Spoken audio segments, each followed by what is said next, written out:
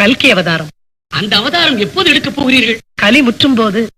கலி முற்றிவிட்டது என்று எப்படி தெரிந்து கொள்வது? சத்தியம் பொய்யாகும், தர்மம் தலை சாயும், அறநெறிகள் அலைமோதும், அதர்மம் அரசாளும், பருவநிலை மாறும், பசுமைக்கு பஞ்சம் வரும், வறுமை சதிராடும், மண்ணுலகே நரகாகும்.